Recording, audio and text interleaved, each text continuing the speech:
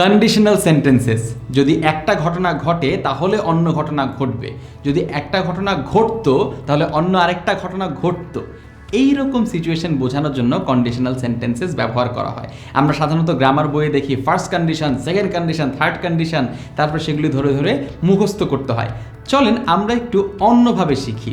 Conditional সেন্টেন্সেসকে প্রথমত আমরা দুই ভাগে ভাগ করি, একটা হচ্ছে রিয়েল কন্ডিশন আর একটা হচ্ছে আনরিয়েল কন্ডিশন। সহজে বুঝিয়ে বলি, রিয়েল কন্ডিশন হচ্ছে এমন কন্ডিশন যেগুলো সম্ভব, এখনও সম্ভব, যেগুলো বাস্তব, বর্তমান এবং এখনও সম্ভব। যদি আমি আপনাকে বলি যে আপনি যদি অফিসে চলে আসেন তাহলে আমরা দুজন মিলে কাজ করব, যদি আমি সেটা বলি তাহলে কিন্তু দুটোই সম্ভব, আপনার জন্য অফিসে আসাও সম্ভব, আবার আমাদের একসাথে কাজ করাও সম্ভব। কিন্তু যদি আমি বলি যে আমাদের যদি 1 কোটি টাকা থাকতো তাহলে আমরা একটা গাড়ি কিনতাম, এখন আমাদের কাছে 1 কোটি টাকা নাই, তার মানে এটা সম্ভব না। অর্থাৎ যে সকল কন্ডিশনের ক্ষেত্রে ঘটনাটা ঘটা সম্ভব, কন্ডিশন যেটা দেয়া হচ্ছে এটা সম্ভব, সেটা হচ্ছে রিয়েল কন্ডিশন, আর যেটা সম্ভব না সেটা হচ্ছে আনরিয়েল কন্ডিশন। খুবই সিম্পল।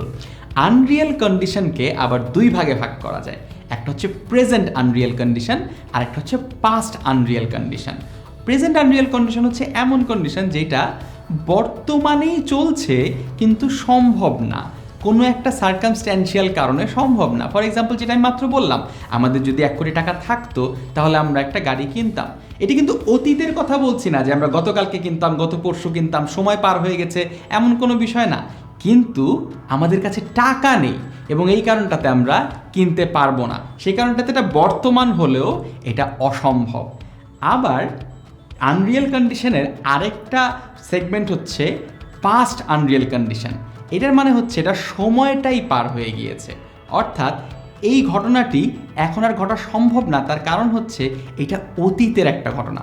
যেমন আমি যদি বলি তুমি যদি গতকালকে আসতে তাহলে আমরা ক্রিকেট খেলতাম, তুমি যদি গতকালকে আসতে তাহলে আমরা ক্রিকেট খেলতাম, এই ঘটনাটা আর ঘটার সম্ভাবনা নেই, এটা কারণ ঘটনাটা পার হয়ে গিয়েছে, সময়টাই বাদ হয়ে গিয়েছে। তাই আনরিয়েল কন্ডিশনের মধ্যে দুইভাবে জিনিসটা হতে পারে, একটা হচ্ছে প্রেজেন্টে, বর্তমানে কোনো একটা পারিপার্শ্বিক কোনো একটা কারণে ঘটনাটি ঘটা সম্ভব না, আর অতীতে যেটা সময়ই পার হয়ে গেছে তাই আর ঘটা সম্ভব না। পরবর্তী ভিডিওগুলোতে আমরা real condition, present Unreal condition এবং পাস্ট আনরিয়েল কন্ডিশন সম্পর্কে আরও বিস্তারিত জানবো।